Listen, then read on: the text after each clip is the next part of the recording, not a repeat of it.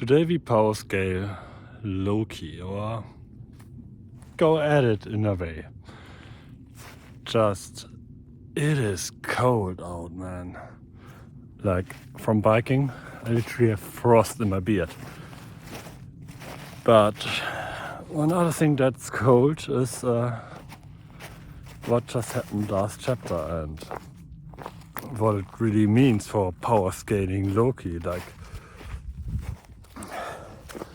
I can't press this enough. The feat of Loki defeating Harold, like completely killing his own father, who is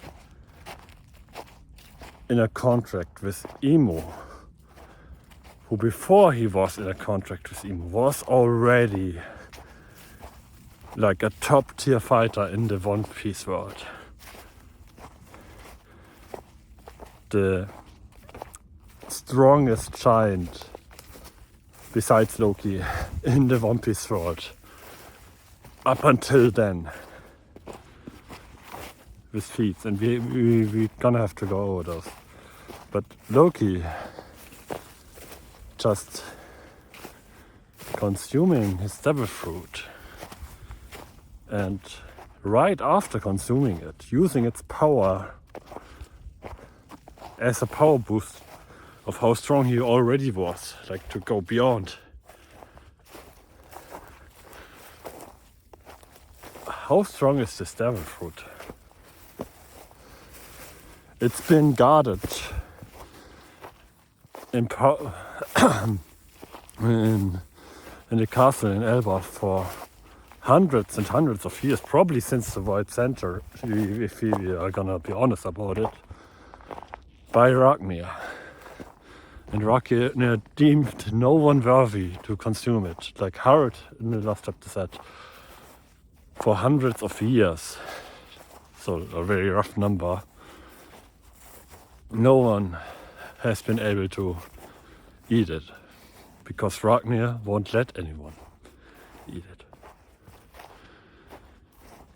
So this is a very powerful zone style devil fruit. I'm very much assuming it's a mythical zone. I have my favorite. I'm on the boat for it being the Fenrir devil fruit, and yes, looking into the mythology of Fenrir, it makes sense that it would be strong. Like,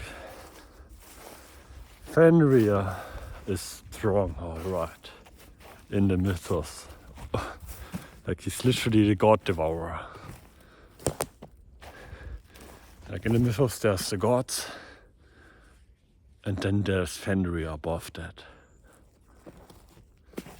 So yeah, it would make sense that it is strong, but devil fruits and eating devil fruits, and like, there is a mastery to using your devil fruit. Like, we just recently saw Kaido get his devil fruit in God Valley, and he right away was able to use abilities like Borrow Breath right away.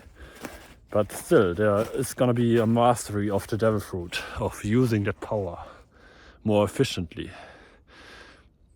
And with some devil fruit it seems to be more, and with some less. I mean, the one devil fruit where we have this the most is obviously Luffy's devil fruit.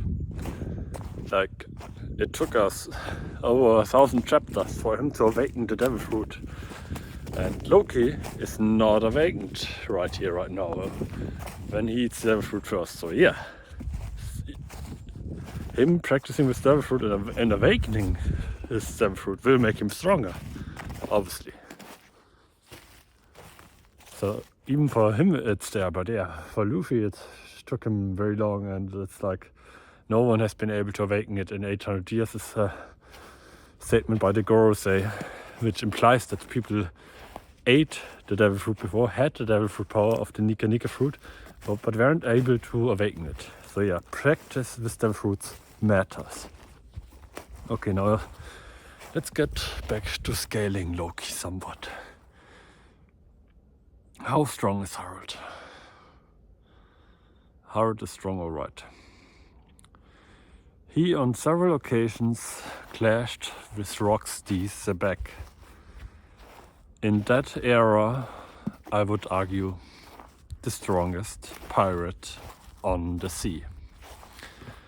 Roger wasn't in his prime yet, he wasn't Pirate King yet.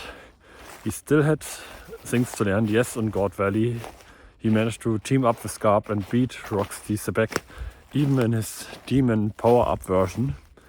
But it was a team up from Garp and Roger required with his power-up version, which again shows this power-up he gained by either being Domi reversed or going into a deep sea contract by Emo.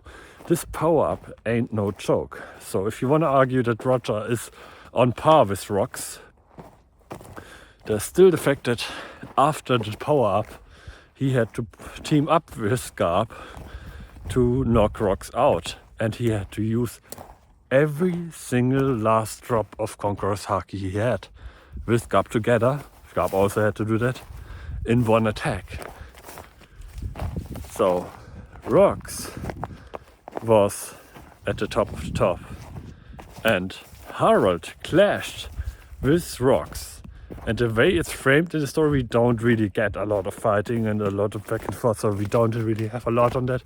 But the way the story frames it is that they were rather evenly matched.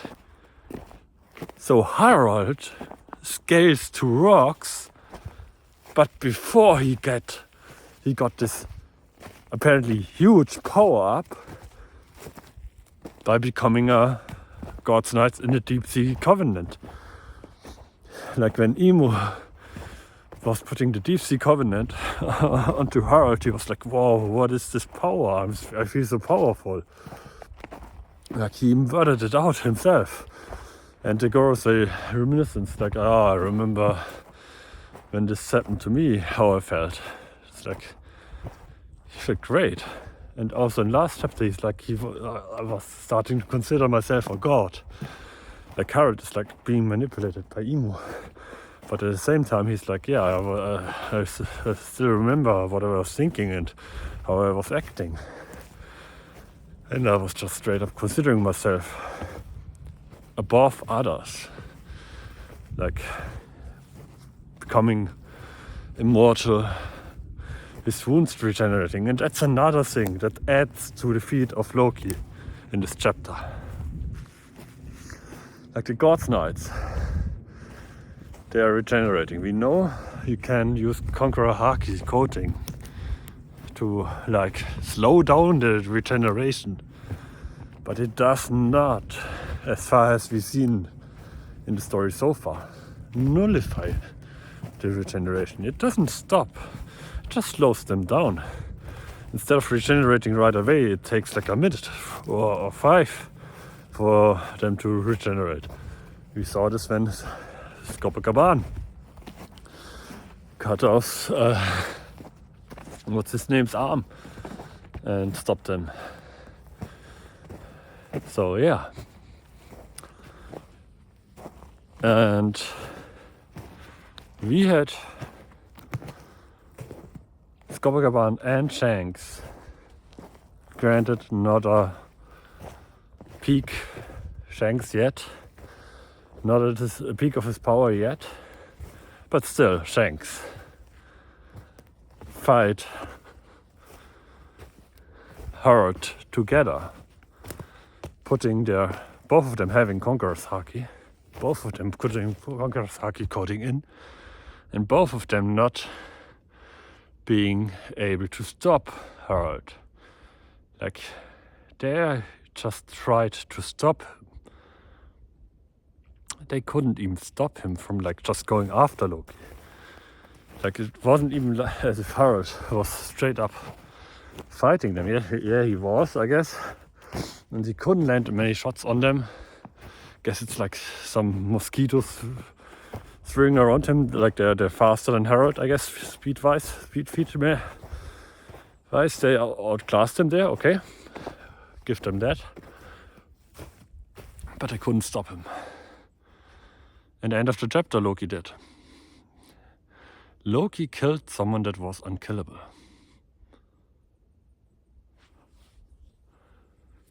he took his hammer and killed someone that was unkillable. His new hammer, Ragnir, at that, who also possesses a devil fruit. But yeah, Loki is the first person in the story to kill a god, full-on God's Knight. To wipe them out with so much force, so much power, that there's no regenerating from there on out.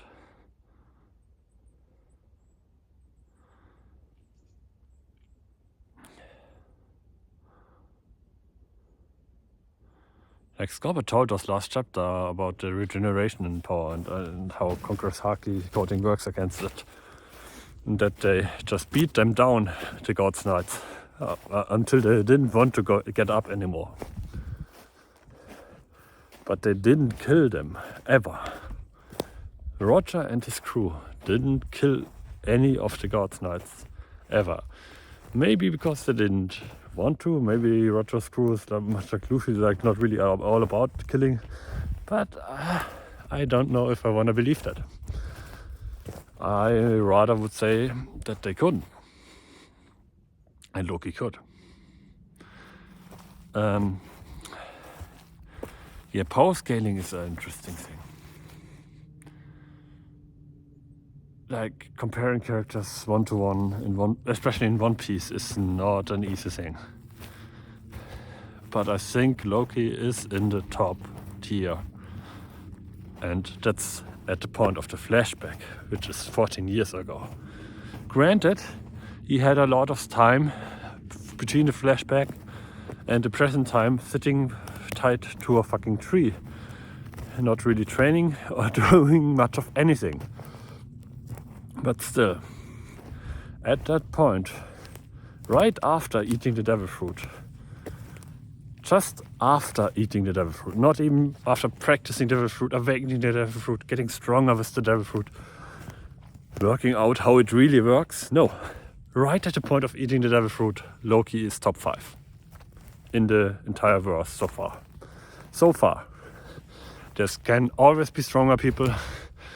There can always be rescaling. But yeah, I would argue that Loki probably scales to be top 5.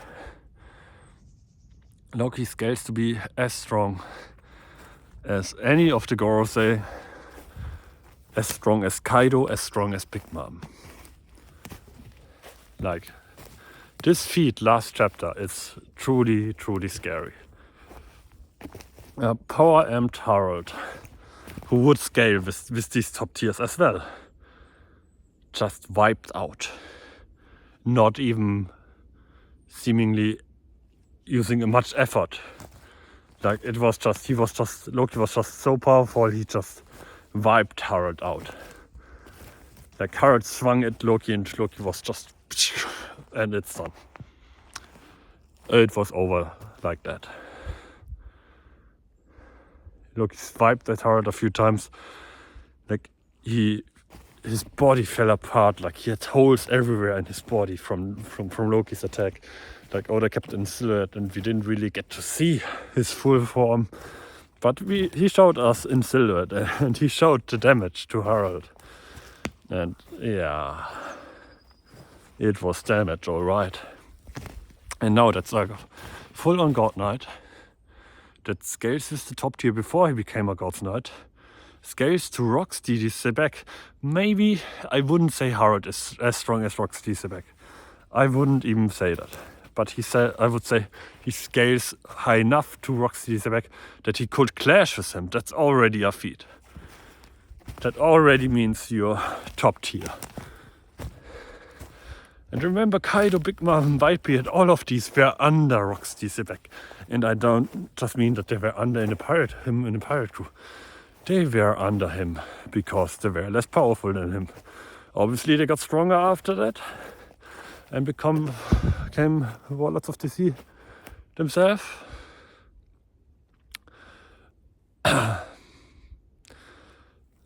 Emperors of the Sea, I mean, not warlords. Yeah. became emperors of the sea themselves, but yeah, still. It's a feat, man. So yeah, Loki is top tier. And now if we come back to the current story, Loki's actually too strong. I wanted Loki to join the Throats crew, but I do think Loki joining the Throats crew would shift the power balance in the Throat crew.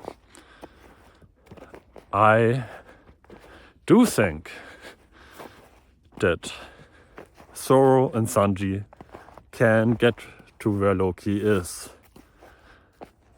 but I don't think they are yet. I think right now in the story Loki would be stronger than both of those. And those are our wings of the Pirate King, man.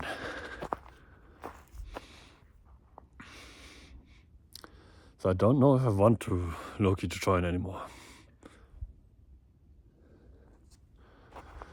That's a question for another day. But yeah, Loki is definitely out there. He's strong, man. He's strong. Alright. That's the video for today. Just some thoughts and like how big this feat really is. And yeah, thanks for watching. If you did, press the like button. Goodbye.